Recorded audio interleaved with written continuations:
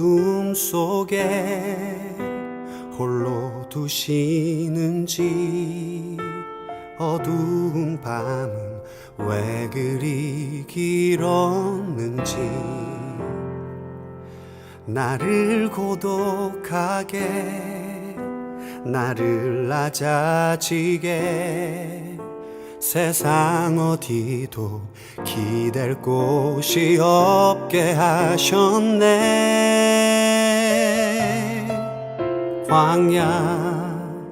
광야에 서 있네.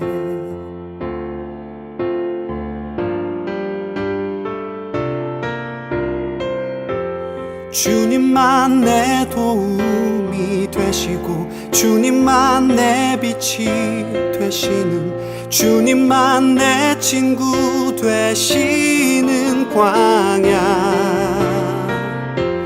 주님 손 놓고는 단 하루도 살 수 없는 곳, 광야에 서 있네.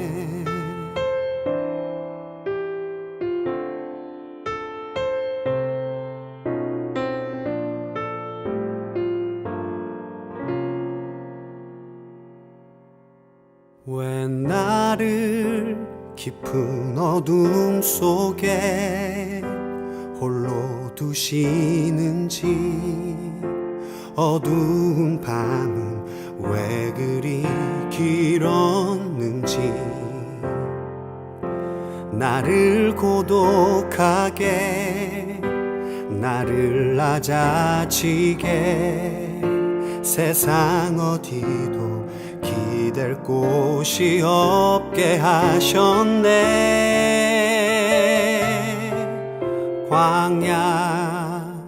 광야에 서 있네.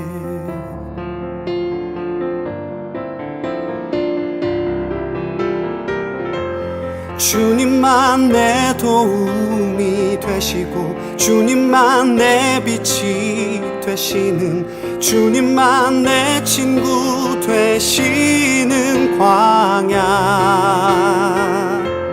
주님 손 놓고는 단 하루도 살 수 없는 곳, 광야.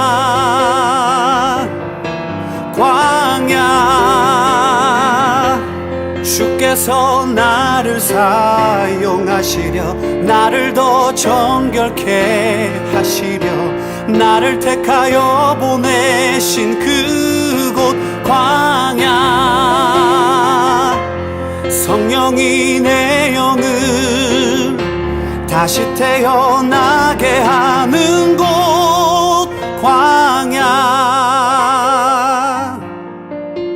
광야에 서 있네.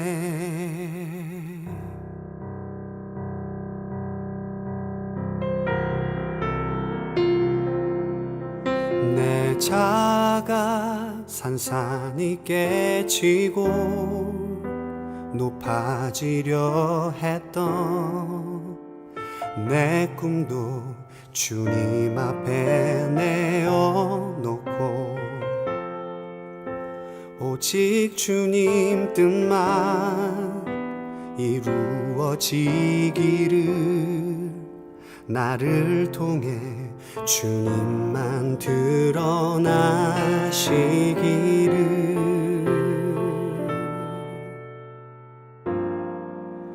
광야를 지나며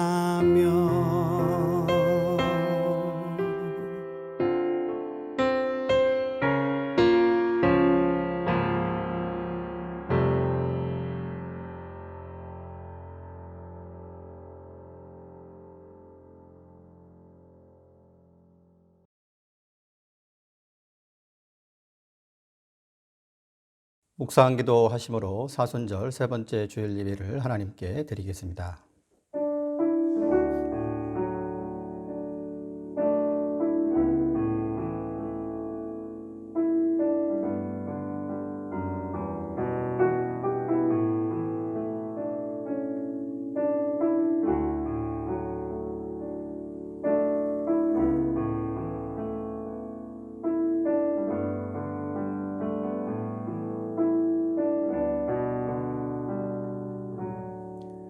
지금까지 우리와 함께 하신 하나님 그 은혜에 감사합니다.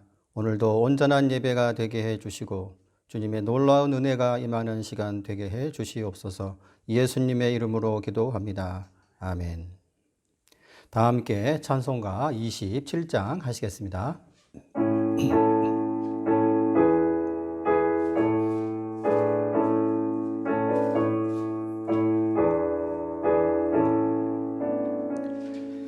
빛나고 높은 보좌와 그 위에 앉으신 주 예수 얼굴 영광에 해같이 빛나네. 해같이 빛나네. 지극히 높은 외엄과 한없는 자비를 무천사 소리 합하여 늘 찬송 드리네. 늘 찬송 드리네. 영적을 나를 살리려 그 영광 떠나서 그 부끄러운 십자가 날 위해 지셨네. 날 위해 지셨네. 나의 제 생명의 숨은 주님의 은혜요. 저 사망 권세에게 큰 기쁨 넘치네. 큰 기쁨 넘치네. 주님의 보좌에 있는데 선한 몸에 이르러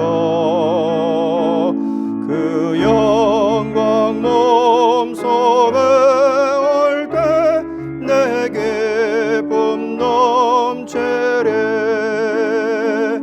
내 기쁨 넘치리.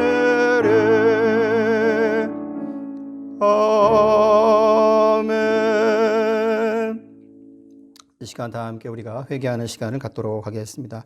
정말 빛나고 높은 보좌 위에 예수님께서 부활하셔서 앉으셨습니다. 그분의 영광을 바라보면서 우리가 온전히 하루하루의 삶을 살아가고 있는지, 그분의 권위와 능력에 의지하고 있는지, 우리가 혹시 세상을 의지하고 세상의 눈치를 보고 있는지는 아는지 이 시간 우리 자신을 되돌아보며 회개하는 시간을 갖도록 하겠습니다. 기도하시겠습니다.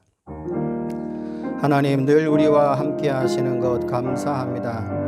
주님의 오심과 사심과 죽으심과 부활하심 때문에 우리가 구원의 은혜를 받고 정말 빛나고 높은 저 천국에 앉으신 예수님을 바라보며 그의 은혜 가운데 하루하루를 살아감에도 불구하고 우리가 그 은혜와 사랑을 잊어버리고 자꾸만 세상을 향하여 바라보며 세상의 눈치를 보고 세상에서 무엇인가 얻어야만 우리가 삶을 살아갈 수 있는 것처럼 착각하면서 삶을 살아갑니다. 떡으로 사는 것이 아니라 하나님의 말씀으로 능력으로 우리가 살아가는 것을 기억하게 하시고 우리가 잘못했던 모든 죄악들을 이 시간 회개하오니 용서해 주시고 온전히 은혜의 자리로 하나님의 권위의 자리로 하나님의 능력과 사랑의 자리로 이 시간 나아가기를 원합니다.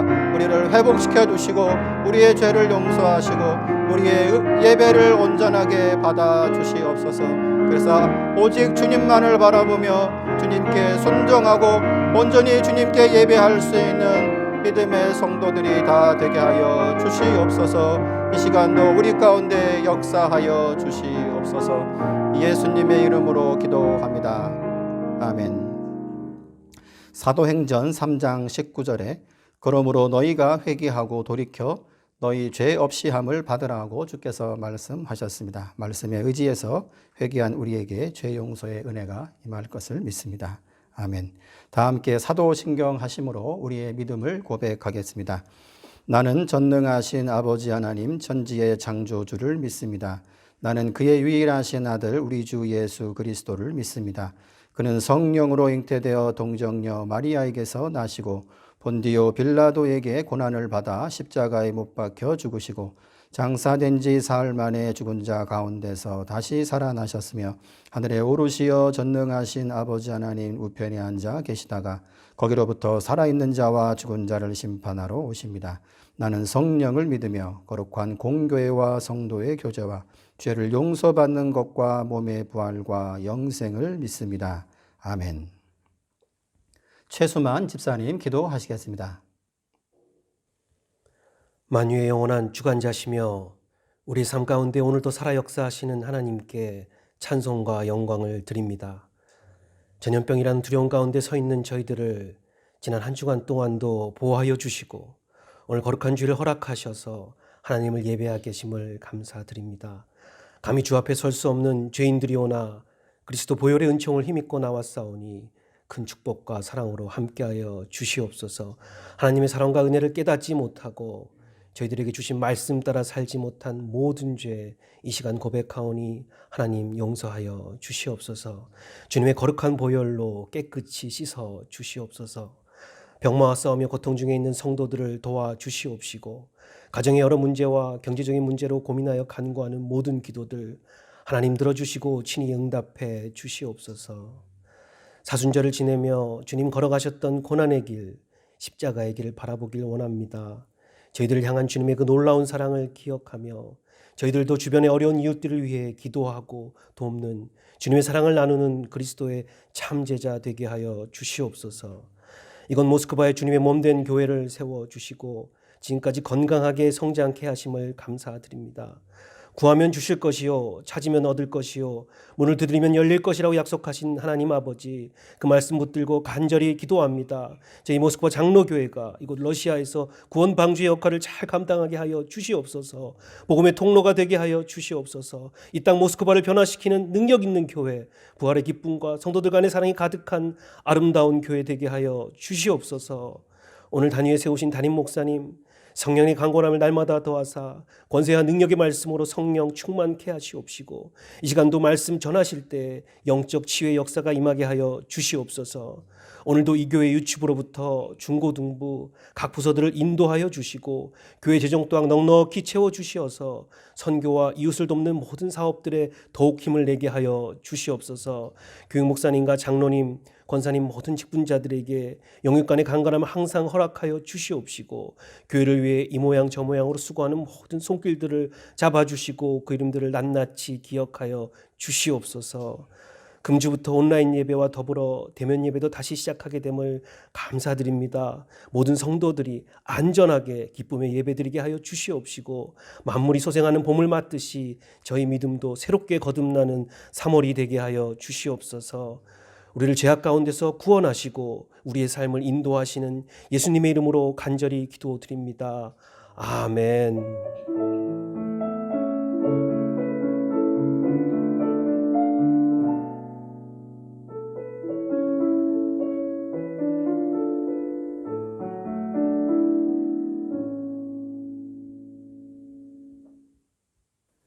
찬송가 213장 하시겠습니다.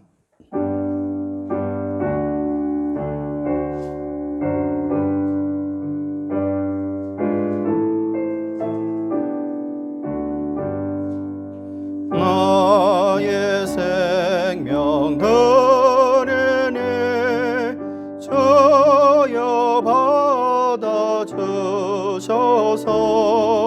세상 살아갈 동안 찬송하게 하소서. 손과 발을 들으니 주여 받아주셔서 주의 일을 위하여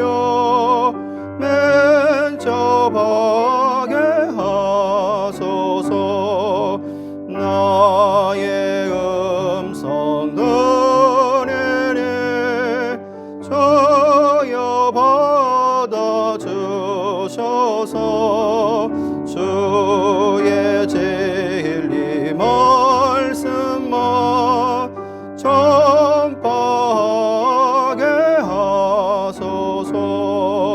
나의 보화들이니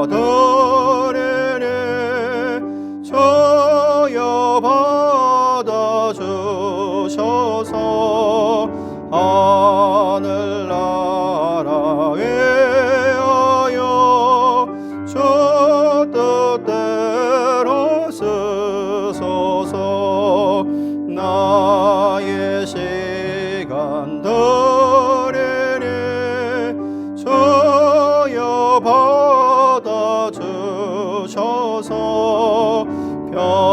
평생토록 주에게 봉사하게 하소서.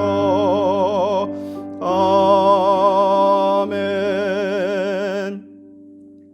이 시간 보실 하나님의 말씀은 마가복음 11장 27절에서 33절까지 말씀입니다. 마가복음 11장 27절에서 33절까지 말씀입니다. 다 함께 봉독하시겠습니다. 그들이 다시 예루살렘에 들어가니라. 예수께서 성전에서 거니실 때에 대제사장들과 서기관들과 장로들이 나와 이르되 무슨 권위로 이런 일을 하느냐? 누가 이런 일 할 권위를 주었느냐? 예수께서 이르시되 나도 한 말을 너희에게 물으리니 대답하라. 그리하면 나도 무슨 권위로 이런 일을 하는지 이르리라. 요한의 세례가 하늘로부터냐 사람으로부터냐? 내게 대답하라.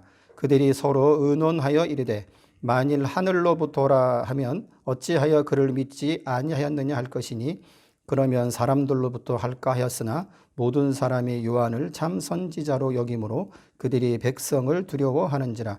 이에 예수께 대답하여 이르되 우리가 알지 못하노라 하니 예수께서 이르시되 나도 무슨 권위로 이런 일을 하는지 너희에게 이르지 아니하리라 하시니라. 아멘.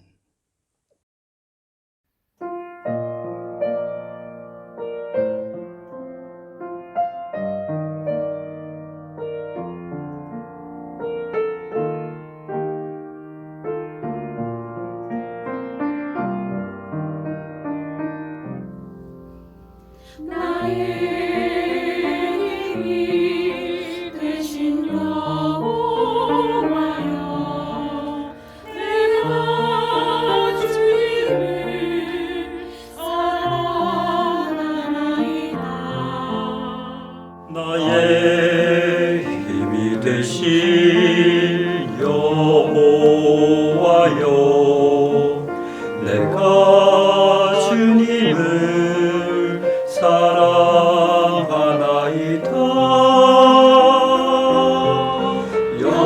여호와는 나의 반석, 나의 요새시라. 나를 붙드시고 나를 지키시네. 사망의 얼굴에서 나를 건지시고 내가 부르짖는 소리를 들으셨네.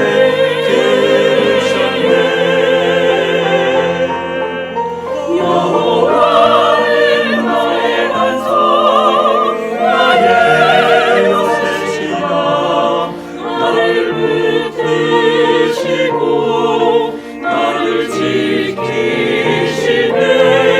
나의 피할 바위시며 나의 방패시라. 나의 구원의 뿔, 나의 산성이라.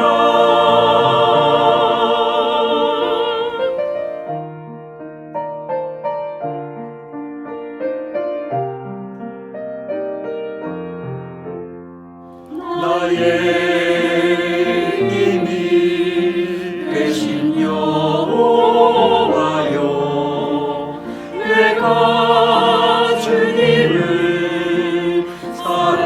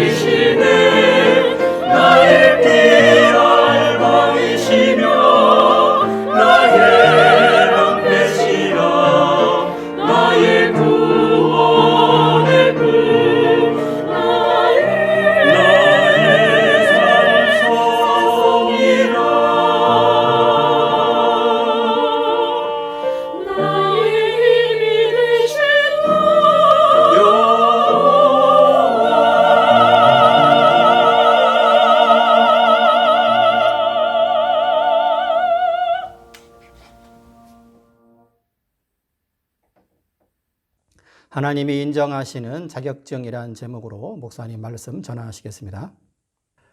흔히들 현대의 사회를 이 자격증의 시대다 이런 얘기를 합니다.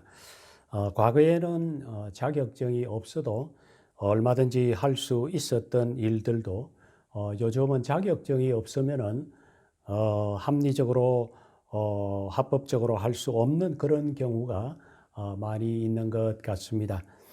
현재 국가기관이 발급하는 자격증만 하더라도 참 많이 있습니다. 한국직업능력개발원이라고 하는 곳에서 이제 조사된 자료에 의하면은 이 우리나라가 공인한 자격증만 거의 100가지 정도가 되고 그리고 비공인 민간 자격증까지 포함하면은 거의 3만 건에 이른다. 뭐 이런 얘기가 있습니다. 이토록 자격증이 많다고 하는 것은 이제 세상의 모든 분야가 전문 지식과 기술을 요한다 하는 그런 뜻도 됩니다만은 한편으로는 그만큼 상대방을 믿지 못하겠다고 하는 그런 의미이기도 합니다. 왜냐하면 자신의 능력과 이력을 과장하거나 허위로 꾸미는 그런 사람들이 많다가 보니까 객관적으로 신뢰할 만한 그런 근거가 있느냐 하는 것을 이제 살펴보겠다고 하는 뜻이지요.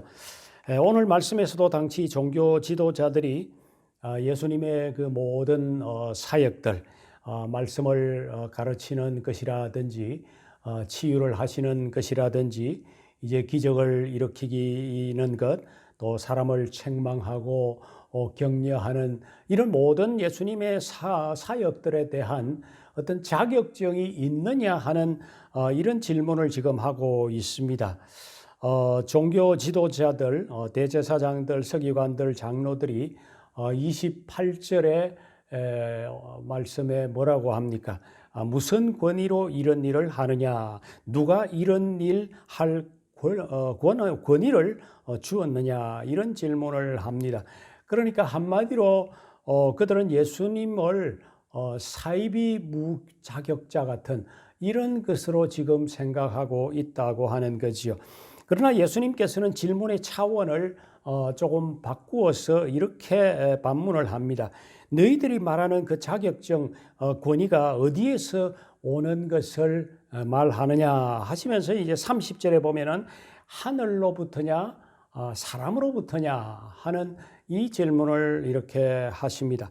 그러니까 너희들이 말하는 이 자격증이라고 하는 것이 이 사람으로부터 얻은 자격증, 이것을 너희들이 요구를 하는 것 아니냐. 자격증에는 사람들이 요구하고 인정하는 그런 자격증도 있지만은 사실은 하늘이 주는 자격증도 분명히 있다고 하는 것을 알아야 된다 하는 그 얘기를 지금 하는 것입니다. 자, 그러면 여러분들 과연 하나님께서 누구에게 이 하늘의 자격증을 주실까?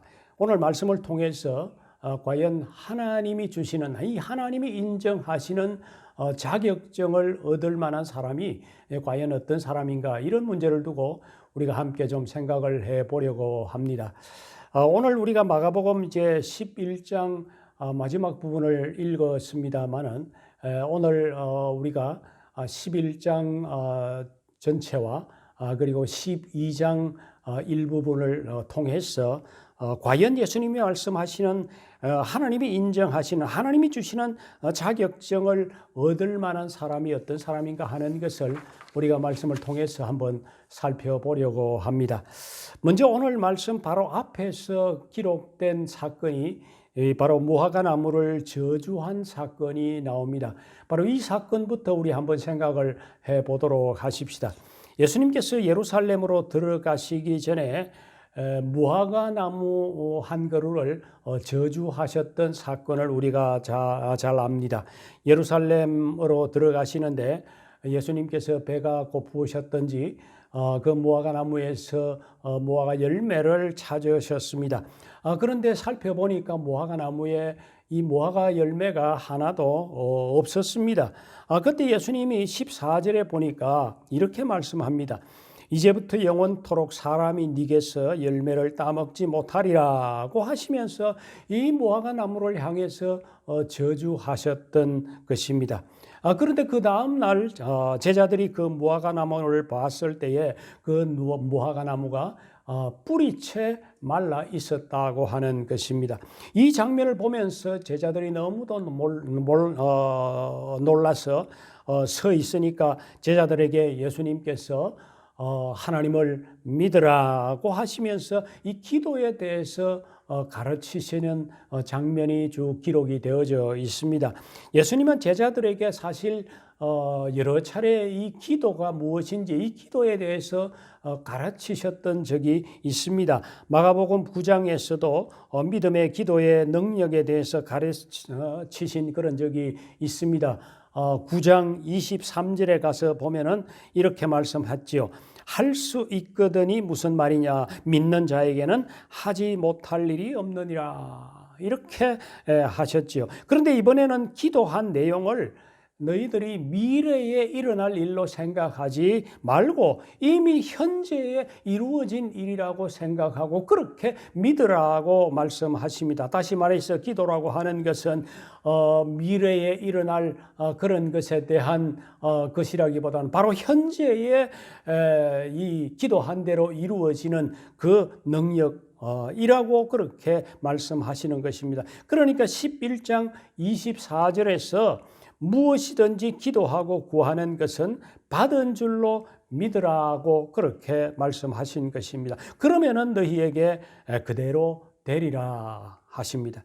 그러면서 예수님은 이 기도에 대해서 쭉 말씀하시면서 이제 결론적으로 말씀하시는 것이 무엇이냐 하면은 이 기도의 능력이 너희들의 삶 가운데 나타나려면은 이 용서라고 하는 것이 그 가운데 분명히 있어야 된다 하는 것을 아주 강조하고 있는 결론적으로 그렇게 말씀하고 계십니다.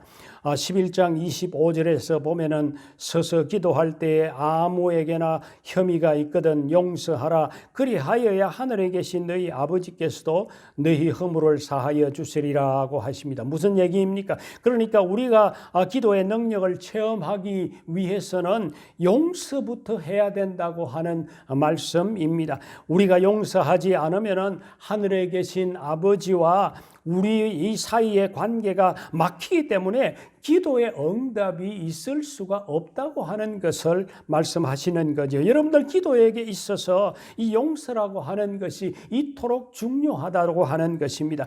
하나님과의 소통이 안 되는데 어떻게 기도의 응답이 있을 수가 있느냐 하는 것이죠. 그러면 여러분들 왜 하나님께서 용서를 이토록 중요하게 생각을 하실까요? 거기에는 두 가지 이유가 있다고 생각을 합니다. 첫 번째는 용서 없는 기도라고 하는 것은 사실은 재앙을 부르기 때문입니다. 여러분들 만일 이 하나님께서 우리의 기도에 모두 응답해 주신다면은 우리가 기도한 대로 당장 이루어 주신다면은 여러분 어떤 일이 일어나겠습니까? 참으로 참담한 일이 일어나지 않겠습니까? 요즘 정말 심심찮게 이 살인 사건이 일어난다는 뉴스를 대합니다. 이 살인 사건이 일어난다는 것은 오늘날 우리 사회에 상대방을 향한 그 인내심이 바닥이 나 있다고 하는 것을 우리에게 반증해 주는 그런 것이지요. 자신에게 조금만 손해가 오면은 참지 못하고 그야말로 사람을 죽이는 살인하는 정도에까지 이르게 되어진 이런 이기적인 현대인의 모습을 우리는 요즘 심심찮게 이 매스컴을 통해서 듣게 되어집니다. 그런데 하나님께서 모든 사람들이 자신의 욕심대로 기도하는 대로 응답을 해 주신다면은 여러분들 이 세상이 어떻게 되겠습니까? 엄청난 파멸로 치닫지 않겠습니까? 사회 곳곳이 분쟁과 다툼으로 몸살을 앓고 있는 상황에서 서로 상대방을 포용하지 못하고 끝내 망하기를 구하고 상대방의 행복을 송두리째 빼앗기를 원하면 여러분들 우리 각자가 아무리 큰 은혜와 축복을 구한들 그것이 무슨 소용이 있겠습니까? 나를 미워하는 사람의 저주의 기도 한마디가 우리의 행복을 순식간에 앗아갈 수 있다고 생각을 한다면은 사실 우리의 모든 기도를 들어주신다면 엄청난 이런 비극적인 상황이 이 세상에 전개가 되지 않겠느냐고 하는 것입니다. 이처럼 우리의 이기심과 탐욕은 결국에는 우리 모두를 망하게 만드는 것이라는 것이지요. 그러니까 여러분들, 우리는 하나님께서 우리의 기도대로 응답해 주시지 않는 것이 오히려 감사한 일이다. 그것에 대해서 오히려 우리가 감사해야 될 것이라는 겁니다. 하나님께서 여러분들의 경쟁자들의 기도대로 응답해 주시지 않았기 때문에 사실 내가 승진도 할 수 있었고 내가 또 성공도 할 수 있고 때로 잘 되기도 하는 것입니다. 하나님께서 여러분들의 원수의 기도대로 응답해 주시지 않았기 때문에 여러분들이 지금 멀쩡하게 살아있는 것 아니겠습니까? 그러니까 여러분들, 우리가 서로를 용서하고 사랑하지 않는 이상 하나님께서는 우리의 그 이기적이고 탐욕적인 그런 모든 기도를 들어주실 수가 없다는 것입니다. 왜 그렇습니까? 그것은 오히려 우리가 행복해지는 길이기 때문입니다. 반대로 생각하면 우리의 기도 속에 원수에 대한 용서와 축복과 그를 향한 사랑이 담겨 있으면 어떻게 되겠습니까? 하나님께서 그만큼 우리의 기도를 들어주시지 않겠느냐 하는 겁니다. 두 번째, 우리의 기도에 왜 용서라고 하는 것이 중요할까요? 용서는 우리의 신앙의 실체를 보여주기 때문입니다. 여러분들, 성경이 말하는 용서는 본성이 착하고 유순한 사람이 다른 사람들의 잘못을 그냥 대충 무마해주고 대충 넘어가는 그런 행위라고 하는 것이 아닙니다. 성경이 말하고 있는 이 용서라고 하는 것은 자신을 끝까지 버리지 않고 지켜주실 사랑과 능력의 하나님을 믿는 그 믿음의 사람들이 담대하게 이웃을 끌어안는 행위, 이것이 성경이 말하고 있는 용서라는 것입니다. 하나님의 보호와 사랑을 진정으로 믿지 못하면서 어떻게 우리가 이웃을 믿고 이웃을 포용하고 받아들일 수가 있겠습니까? 그러니까 용서야말로 우리의 신앙 상태를 보여주는 중요한 어떤 한 기준이 된다고 하는 것입니다. 용서야말로 우리가 진정한 그리스도인임을 증거하는 하늘의 자격증을 가졌다고 하는 것을 보여주는, 증명해 주는 것입니다. 그러므로 여러분들, 하늘의 자격증이라고 하는 것은 무슨 굉장한 기적과 능력을 보여주는 것보다도 더 중요한 것은 사실은 우리가 서로 용서해주고 서로 이해하고 포용하는, 이것이 바로 우리가 하나님이 주시는, 하나님이 인정하시는 자격증을 가졌다고 하는 것을 보여주는 것입니다. 우리가 서로 용서하지 않으면 하나님께서 우리에게 주신 기도의 능력이 제대로 작동이 되지 않는다는 것입니다. 여러분들, 용서가 있는 그런 그리스도인이 되시기를 주의 이름으로 축원합니다. 이 용서의 문제를 언급하고 나서 12장에 가서 예수님께서 아주 의미 있는 한 비유를 말씀을 하십니다. 바로 양심 없는 포도원 농부에 대한 비유입니다. 이 비유의 내용은 간단하지요. 한 토지 소유자가 포도원을 만들고 울타리를 쳤습니다. 그리고 수확한 포도로 즙을 짤 수 있는 틀을 준비했습니다. 외부의 침입자를 감시할 수 있는 높은 망대 초소를 세웠습니다. 한마디로 포도 농사를 짓기 위한 완벽한 시설을 다 갖추었다는 것입니다. 그리고는 자신의 포도원을 다른 농부들에게 임대를 주고 멀리 외국으로 떠났습니다. 어느덧 추수할 시기가 되자 포도원 주인은 자신의 종을 보내었습니다. 추수한 포도원의 임대료를 받기 위함입니다. 그것은 포도원 주인이 이 포도원을 빌린 농부들에게 요구할 수 있는 사실은 당연한 권리이지요. 그런데 이 농부들은 상상도 못할 행동을 하기를 시작을 했습니다. 임대료를 받으러 온 주인의 종을 폭행하기를 시작을 했습니다. 주인이 다른 종을 보냈습니다. 그랬더니 이번에는 머리에 상처를 내고 능욕을 했다는 것입니다. 욕을 보였다는 거죠. 그래서 주인이 다른 많은 종들을 보내었는데 때리기도 하고 심지어는 죽이기도 했다는 것입니다. 그래서 주인이 마지막으로 자신의 아들을 보냈습니다. 아들에게는 그래도 그들이 그렇게 하지 못하겠지 하는 생각을 하면서 아들을 보낸 겁니다. 그랬더니 이 농부들이 그 아들마저 죽여버렸다는 것입니다. 주인의 예상이 완전히 빗나간 것이죠. 그 양심 없는 이 농부들은 주인의 상속자인 이 아들만 제거하면은 주인의 재산이 몽땅 자기들의 것이 될 것이라고 그렇게 생각한 겁니다. 그래서 주인의 아들까지 참혹하게 살해하고 포도원 밖으로 내던졌다 하는 이야기입니다. 여러분들 이 이야기를 들으니까 어떤 생각이 드십니까?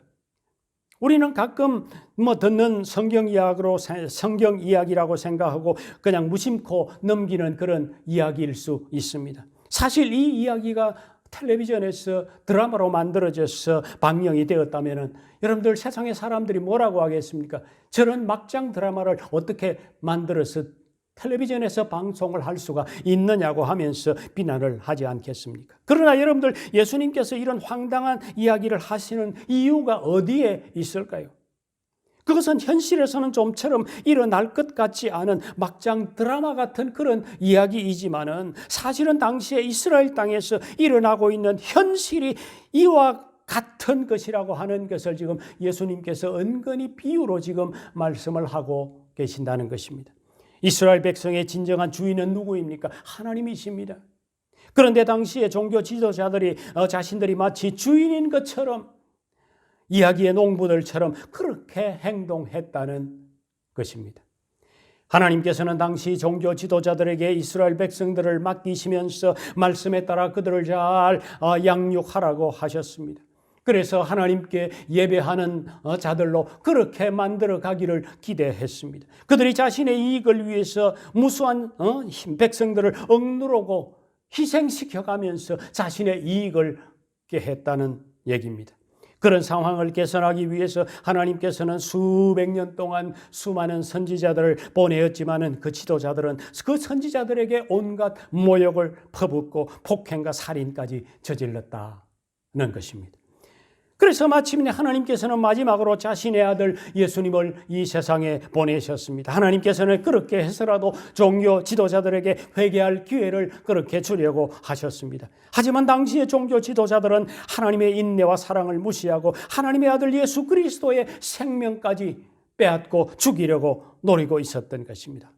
눈의 가시 같은 예수님만 없애면 이스라엘을 완전히 자기들의 소유처럼 그렇게 만들고 자신들의 이익이 그만큼 더 커질 수 있다고, 이스라엘을 독차지할 수 있겠다고 그렇게 생각했던 거죠. 하지만 그렇게 양심 없는 이 종교 지도자들을 기다리는 것은 참혹하고 엄중한 심판이었습니다. 12장 9절에 보니까 포도원 주인이 어떻게 하겠느냐, 와서 그 농부들을 진멸하고 포도원을 다른 사람들에게 주리라 하십니다.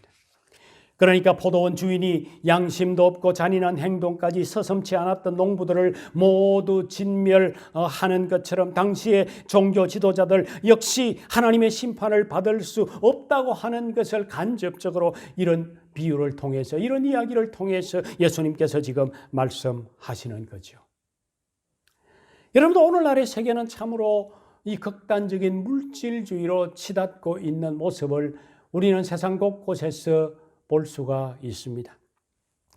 몇 년 전에 대낮에 중국의 상하이에서 일어난 사건입니다. 한 대로에서 돈다발이 흐트러졌습니다. 알고 보니까 당시 오토바이를 몰고 가던 한 청년의 주머니에서 300만 위안 정도가 돈다발이 빠져 길거리에서 나뒹굴고 있었던 것입니다.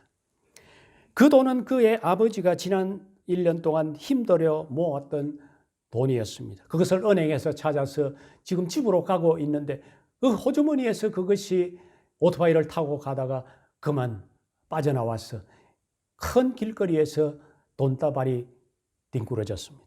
그런데 도로에 쏟아진 돈을 보고는 그 상하이 주민들이 돈을 주어서 모두를 황급히 도망가 버렸습니다. 그 장면이 그 도로에 설치된 CCTV에 그대로 찍혔습니다. 이 장면을 본 사람들은 다들 이것이 오늘의 양심 없는 자신들의 모습이라고 개탄을 하기도 했습니다. 그런데 여러분들 이것이 어찌 중국 사람들만의 문제이겠느냐 하는 것입니다. 도덕적 양심을 잃은 많은 현대인들은 자신의 소유가 아닌 남의 것을 탐내는 일에 사실 조금도 끄리낌이 없는 그런 세상이 오늘날 우리가 살고 있는 이 세상이 아닙니까?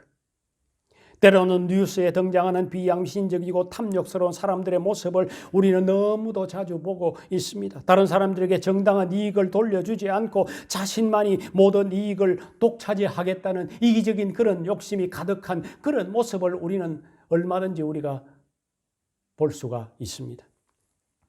7, 8년 전에 미국에서 이런 일이 있었습니다. 미국의 애플사가 주주들로부터 소송을 당한 사건입니다. 그 당시 애플사가 소유한 현금 자산이 약 150조 원 정도라고 추정이 된다는 것입니다. 애플의 경영진은 그때까지 회사의 주인인 주주들에게 배당금을 거의 지급하지 않았다고 합니다.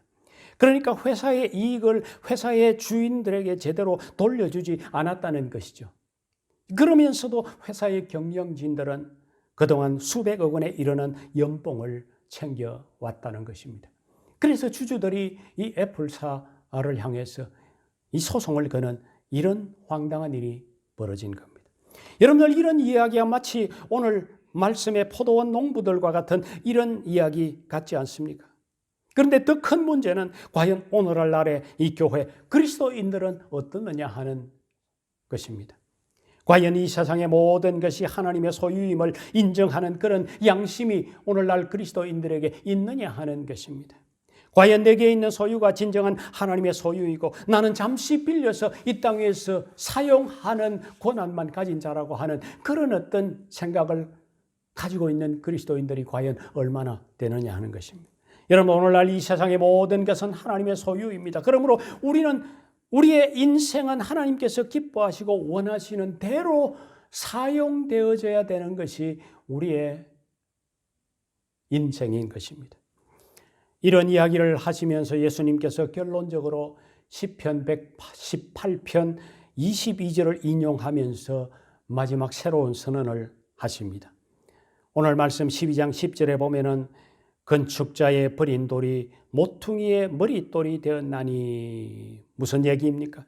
하나님께서 당시에 종교 지도자들이 참혹하게 죽여버린 예수님을 통해서 결국에는 새로운 성전, 새로운 하나님의 나라를 건설하시겠다고 선언하시는 말씀입니다.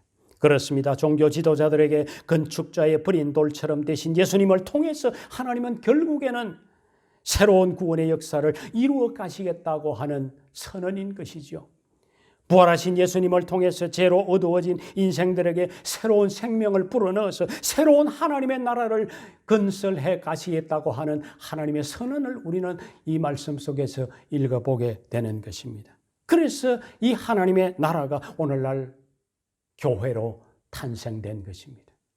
과연 우리의 교회가 하나님의 인정하는 그런 자격증을 가지고 있는지, 하나님의 인정을 받을 만한 그런 어떤 자격증을 가지고 있는지를 우리는 우리의 자신들을 한번 살펴보아야만 합니다.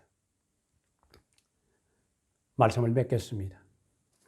저는 아직 한 번도 예루살렘을 가보지를 못했습니다. 언젠가 제가 예루살렘에 가면 꼭 한번 걸어가고 싶은 길이 있습니다.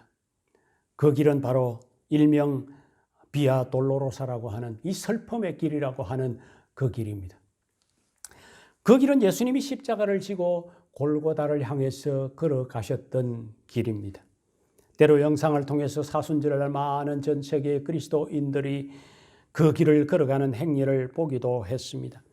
예수님이 피 묻은 십자가를 지고 들어가시는 문이 있는데 그 아치 문에는 에코 호모라고 하는 글이 적혀 있습니다.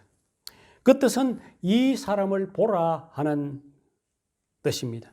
슬픔의 사람, 고난의 사람, 십자가를 지고 비틀거리고 걸어가시는 그 골고다를 향해서 걸어가시는 예수님, 바로 이 사람을 보라 하는 그런 뜻입니다. 나를 죄에서 해방시키기 위해서 온몸을 십자가에 내던지시고 십자가에 결국에는 못 박혀 죽으신 그 예수님을 바라보라고 하는 그런 의미이기도 합니다. 에코 호모. 이 말과 관련된 이야기가 많이 있습니다. 처음 이 말을 사용한 사람은 누구냐 하면은 예수님을 재판하던 당시에 재판을 맡았던 이 빌라도가 이 말을 처음 했습니다. 그는 처음에는 예수님을 신문해 봤지만 죄가 없다고 판단해서 풀어주려고 백성들 앞에 예수님을 보이면서 에코 호모, 이 사람을 보라. 요한복음 19장 5절에 그렇게 말했죠. 그러나 백성들은 십자가에 못 박으시오, 십자가에 못 박으시오 하면서 외치자 결국에는 빌라도가 자신의 정치적인 안전을 위해서 예수를 십자가에 못 박도록 그렇게 백성들에게 내어 주었던 것입니다. 그런데 그때로부터 수백 년, 수천 년이, 천수백 년이 지나오면서 많은 화가들이 에코 호모라고 하는 제목의 그림을 많이 그렸습니다. 그 가운데 도메니코 페티라고 하는 이탈리아 화가가 그림을 그렸는데 그 그림의 제목이 에코 호모입니다. 여러분들이 화면에 보시는 바대로 에코 호모라고 하는 이 그림은 예수님이 십자가를 지고 골고다로 향해 가는 그 한 장면을 보면서 그렸던 그림입니다. 이 그림은 여러 사람들의 인생을 바꾼 그림입니다. 먼저 1719년 당시 19살 나이였던 진센도르프 백작의 인생을 바꾼 그림이기도 합니다. 진센도르프 백작이 유럽의 여러 지방을 여행하다가 바로 이 그림 앞에 그가 섰습니다. 이 그림을 보면서 그는 인생이 바뀌어졌습니다. 나는 너를 위해 목숨을 잃었다. 지금 너는 나를 위해 무엇을 하느냐. 이 글귀가 그 그림 밑에 적혀져 있었습니다. 이 글을 읽고는 가슴이 뜨거워지면서 한동안 그림 앞에 우두커니 서 있었습니다. 그리고는 그의 마음속에 이렇게 말했습니다. 주님, 그동안 내가 주님을 사랑한다고 했지만은 사실 곰곰이 생각해 보니까 내가 한 것이 없습니다. 이제부터 주님을 위해서 무언가를 내가 하겠습니다. 이런 고백을 스스로에게 했습니다. 그리고 고향으로 돌아갔습니다. 진센도르프 백작은 고향으로 돌아와 그동안 호화롭게 살았던 백작으로서의 삶을 포기하고 자신의 집을 교회당으로 쓰기를 시작을 했습니다. 그리고 체코에서 신앙의 자유를 찾아서 떠돌고 있는 이 도미니안 성도들을 돕기를 시작을 했습니다. 나중에 이 모라비안 성도들은 기독교 선교 역사에 아주 큰 족적을 남겼습니다. 그들은 24시간 기도의 불을 끄지 않는 그런 성도들로 유명했고, 그리고 전 세계로 선교를 다니면서 복음을 증거했던 선교의 역사에 중요한 족적을 남겼던 성도들, 이 바로 모라비안 성도들입니다. 그리고 1832년 7월 한국 땅에 최초로 선교사로 왔다고 알려진 한 사람이 있습니다. 지금부터 한 190년 전에 조선 땅에 처음 발을 들여 놓았던 사람입니다. 바로 귀질라프입니다. 이 사람은 우리나라 서해안으로 들어와서 충남 보령시 오천면 고대도라고 하는 섬에서 한 달 정도 살면서 성경을 가르치고 또 포도농사를 가르쳐 주기도 한 것으로 그렇게 알려져 있습니다. 육지로는 들어오지는 못하고 한 달 동안 이 섬에 있다가 돌아간 선교사입니다. 지금도 고대도 섬에 가면은 그의 기념관이 세워져 있습니다. 바로 그 사람이 바로 이 모라비안 성도들의 영적인 영향을 크게 받은 것으로 그렇게 알려져 있습니다. 또 그 아들의 아버지로 통하는 이 조지 밀러, 우리가 너무도 잘 알지요. 그도 이 모라비안 성도들의 이 영적인 영향을 크게 받았던 그런 사람으로 알려져 있습니다. 가장 크게 영향을 받았던 사람은 바로 감리교를 창설했다고 하는 요한 웨슬레입니다. 또 한 사람의 여성이 크게 영향을 입었습니다. 그녀는 독일로 유학을 온 영국 학생이었습니다. 프란시스 시들리 하버칼입니다. 그녀는 유학 중에 이 에코 호모라고 하는 그림을 보고서 너무도 감동해서 그는 한 시를 썼습니다. 그 그림 밑에 적혀져 있는 그 글을 읽으면서 그가 이렇게 시를 썼습니다. 내 너를 위해 몸을 주고만 너 무엇 주느냐? 널 위해 몸을 주고만 너 무엇 주느냐? 우리가 너무도 잘 아는 찬송의 가사이지요. 바로 찬송시입니다. 311장에 나오는 내 너를 위하여입니다. 그 외에 그녀는 나의 생명 드리니 누가 주를 따라 섬기려는가, 주 날 불러 일어서서 어두움 후에 빛이 오며, 이런 수많은 찬송시를 그녀가 그 그림을 보면서 감동을 받고 그렇게 찬송시를 썼습니다. 여러분들, 이렇게 한 화가가 그렸던 그림 한 장이 수많은 사람들의 인생을 바꾸어 놓는 이런 일들이 있었던 것입니다. 여러분들, 사람들은 일반적으로 발길이 닿는 곳으로 움직인다기보다는 눈길이 닿는 곳으로 발길을 움직이는 것이 보통 사람들의 모습입니다. 지금 여러분들의 시선이 어디로 향하고 있습니까? 여러분들이 지금 어디를 보고 계십니까? 우리가 사순절을 보내면서 예수 그리스도, 바로 하나님의 아들 예수 그리스도를 바라볼 수 있게 되기를 바랍니다. 내 죄를 용서해 주시고, 그래서 우리를 구원의 자리로 이르게 하신 그 십자가에 달리신 예수 그리스도를 바라볼 수 있는 그런 사순절의 기간이 되었으면 좋겠습니다. 그리고 그분께 감사하며 사십시다. 그분이 지신 십자가를 바라보면서 정말 그리스도의 제자다운 모습으로 이 세상을 살아가는 그런 모습이 우리 가운데 있게 되기를 주의 이름으로 축원합니다. 기도하십시다. 하나님 아버지, 이 사순절을 보내면서 오늘도 우리들에게 말씀해 주신 것 진심으로 감사를 드립니다. 무엇보다도 우리가 그리스도인으로 살아가면서 이 용서가 얼마나 중요한가를 다시 한 번 더 확인시켜 주셔서 감사를 드립니다. 우리를 용서하는 하나님의 사랑이 되게 해 주시옵소서. 아직도 나를 힘들게 했던 자를 용서하고 수용하지 못하는 마음이 있으면 버리게 하시고, 품을 수 있는 그런 넓은 마음을 우리 모두에게 허락해 주시옵소서. 세상의 온갖 물질적인 이기적인 모습으로 변해가더라도 하나님의 사람으로서의 모습을 우리가 놓치지 않게 하시고, 이 세상의 주인이 누구인지를 분명히 인식하고 그분을 바라보면서 살아갈 수 있게 해 주시옵소서. 우리의 눈길이 늘 십자가에 죽으셔서 우리를 용서해 주신 바로 그 주님 예수 그리스도를 바라볼 수 있게 해 주시옵소서. 오늘도 예물을 드리는 손길들을 기억하시고, 그들이 드리는 예물을 하나님 받으시고 영광을 받으시며, 그들이 땅 위에서 살아가고 있는 이 모든 필요한 것들 하나님께서 또 넘치게 채우시는 그 하나님의 은혜를 우리가 일상의 삶 속에서 경험하는 그런 삶이 되게 해 주시옵소서. 우리의 가정에 평강을 주시고 우리의 자녀들의 앞날 위에 하나님의 복을 더해 주시옵소서. 이제 대면 예배를 드리는 이 3월부터 하나님 은혜가 넘치는 그런 예배가 되도록 도와주옵소서. 예수님 이름으로 기도합니다. 아멘.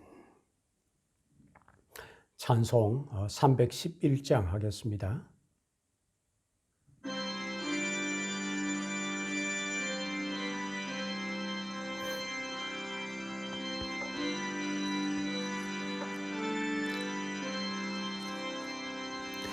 내 너를 위하여 몸 버려 피 흘려 내 죄를 속하여 살 길을 주었다. 널 위해 몸을 주건만 너무 어쭈느냐. 널 위해 몸을 주건만 너무 어쭈느냐. 아버지 보좌와 그 영광 떠나서 밤 같은 세상에 만 백성 구하려 내 몸을 희생했건만 너무 와다느냐 내 몸을 희생했건만 너무 와다느냐 죄종에 빠져서 영주 걸린 인생을 구하여 주려고 나 피를 흘렸다 내 죄를 대속했건만 너무 와다느냐 내 죄를 대속했건만 너무 와다느냐 한없는 용서와 참 사랑 가지고 세상에 내와 값없이 주었다 이것이 귀중하건만 너무 주느냐 이것이 귀중하건만 너무 주느냐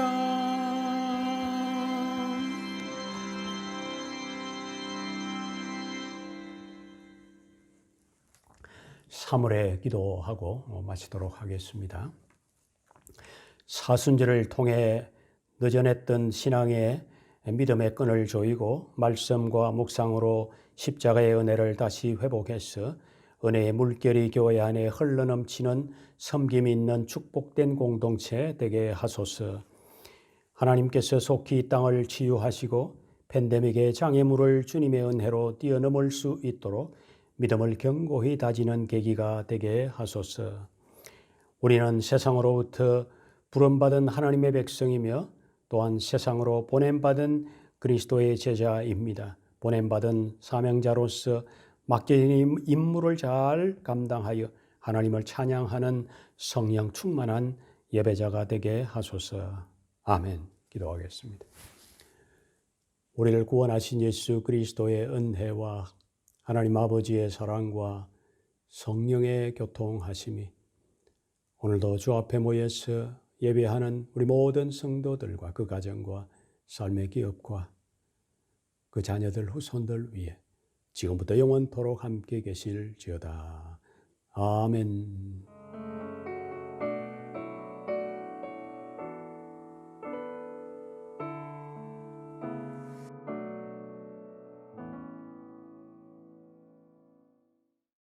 지난 주에 말씀을 드린 대로 오늘부터 유튜브와 또 줌으로 이렇게 실시간으로 예배가 동시에 진행이 되어집니다. 주일 예배는 11시 한 번 드리는 것으로 그렇게 되어져 있습니다. 실시간 예배가 원활하게 잘 진행될 수 있도록 기도해 주시기를 바라고, 또 이렇게 대면 예배를 이제 드리게 되는데 대면 예배에도 더 많은 분들이 나와서 함께 모여서 찬송하는 그 기쁨이 우리 가운데 넘치는 이제 그런 3월에 또 예배가 되었으면 좋겠습니다. 금요 기도회는 당분간 이렇게 그대로 유튜브로 금요일 오후 4시부터 이렇게 진행이 될 예정입니다. 많이 참석을 하셔서 함께 또 기도하는 일에 동참해 주시기를 바랍니다.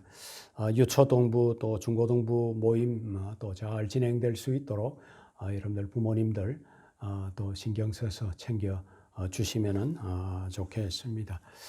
예, 이렇게 예배가 끝났습니다. 여러분들의 가정에 또 은혜가 넘치고 또 건강히 함께 하기를 바랍니다. 예, 안녕히 계십시오.